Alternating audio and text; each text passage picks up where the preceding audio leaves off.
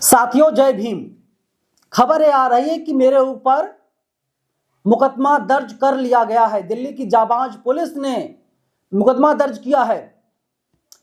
मेरा गुनाह क्या है, कोई बताएगा? और जिस गुनाह के तहत, जिस अपराध के तहत मेरे ऊपर मुकदमा दर्ज किया गया है, मैं डंके की चोट पे बोल रहा हूं, ये गुनाह, ये अपराध मैं आगे भी करूंगा।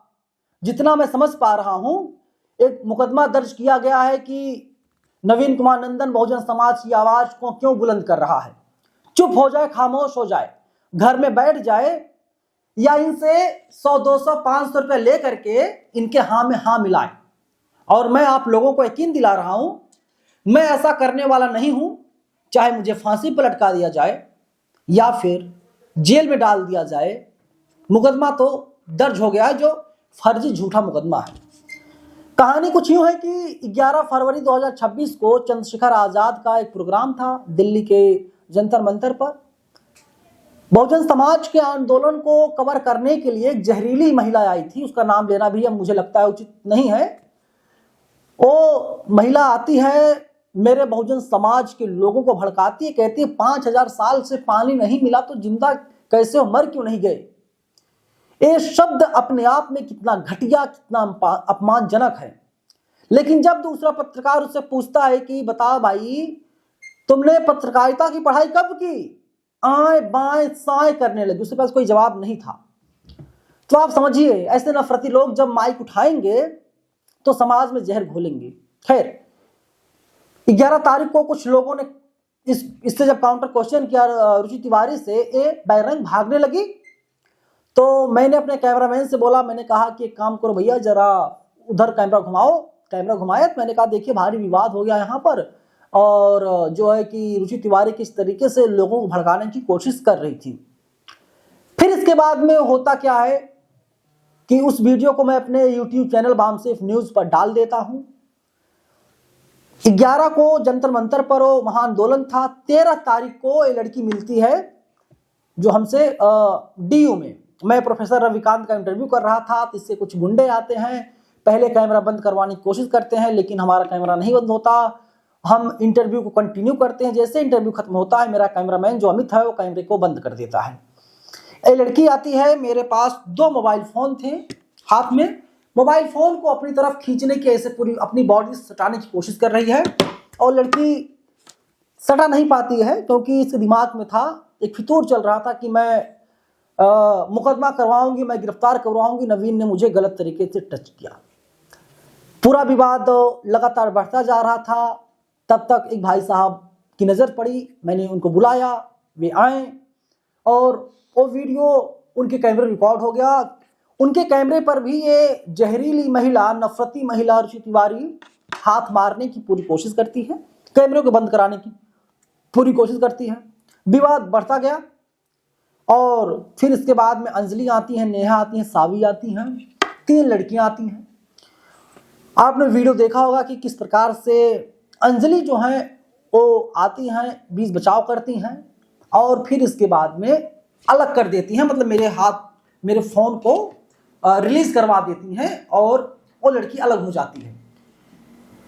रुचि तिवारी सीधा हाथ उठाती है अंजलि शर्मा के ऊपर, अंजलि शर्मा को मारती है। फिर इसके बाद अंजलि का मुंह ऐसे दबाती है और अंजलि को उठा करके पटक देती है। जो आंदोलनकारी थे वे सब लोग आ गए वहां पर, पूरी मॉब इकट्ठा हो गई और सबने कहा कि इस लड़की को जो है पुलिस के हवाले किया जाए और इस लड़की को पुलिस के हवाले कर दिया जाता है। लेकिन ये लड़की झूठा मनगढ़ंत कहानी बनाती है, फर्जी कहानी रचती है और अब सब कुछ जनता के सामने आ गया है, आप लोगों ने देख ही लिया। और अब जो खबर सामने आ रही है कि मुकदमा तो हो ही गया है। दिल्ली पुलिस की महिला SI जो हैं रमावती, उनका कॉल भी हमारे पास आया था। तो हमारे स्टाफ ने उनसे बातचीत किया और मैं अपने वकील से मिलकर के रमावती जी से बातचीत करूंगा। वकील के कहने पर, वकील के दिशा निर्देश में मैं IO से मिलूंगा और जो भी सहयोग होगा मैं सहयोग पूरी तरीके से करूंगा। दिल्ली पुलिस आगे बढ़े, जांच करे, अच्छे से जांच करे, जिससे दूध का दूध पानी का पानी हो सके। और मुझे पता ही है कि आप लोग मेरे साथ खड़े हैं, मेरे साथ ही नहीं बल्कि आप लोग सच के साथ खड़े हैं जो वीडियो सामने आए हैं। लेकिन आप लोग यकीन मानिए, अगर ये लड़ाई मैं हार गया तो आगे शायद कोई आंदोलन ना कर पाए, क्योंकि जब आंदोलनकारियों से, जो लोग परेशान है सिस्टम से, उनसे सवाल किया जाएगा तुझे 5000 साल से पानी नहीं मिला, जिंदा कैसे हो, कल को कोई पीड़िता आंदोलन करने आएगी, उससे लोग सवाल कर सकते हैं ऐसा, तुम्हें डर नहीं लगा?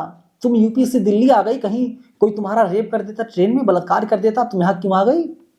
मतलब उलूल जुलूल सवाल लोग करेंगे और बहुजन समाज के लोग आंदोलन करना बंद कर देंगे अगर मैं हार गया तो। और अगर जीत गया तो यकीन मानिए इनका मनोबल पूरी तरीके से टूट जाएगा और ये लोग हम लोगों को काम करने से रोक नहीं पाएंगे। इसलिए मैं कह रहा हूं, मेरा साथ दीजिए, आगे आइए आप लोग भी, तभी ये लड़ाई हम लोग लड़ पाएंगे। अगर SC ST एक्ट खत्म करवाना है, UGC को रोल बैक करवाना है, आरक्षण खत्म करवाना है, तो आप लोग इन मनुवादियों का, ब्राह्मणवादियों का साथ दीजिए। अगर आप लोग चाहते हैं SC ST एक्ट बना रहे, आप लोग चाहते हैं UGC की जो नई गाइडलाइंस आई हैं पूरी तरीके से लागू हों, तो आप लोगों को सड़कों पर आना पड़ेगा, मेरा समर्थन करना पड़ेगा, तभी हम लोग कुछ बेहतर कर पाएंगे। एक बात है ना, जब कोई लड़का अपने माँ बाप को मारता, भाई को मारता है, तो उससे परेशान हो जाते हैं। लेकिन जब वही लड़का पहले पड़ोसियों को मार रहा था, माँ बाप को बहुत मजा आ रहा था। कहानी कुछ ऐसी ही है। अगर ये लोग UGC को रोल बैक करवा लिए तो अगला नंबर SC ST एक्ट का है, आरक्षण का है। डिसाइड आपको करना है कि आपको करना क्या है।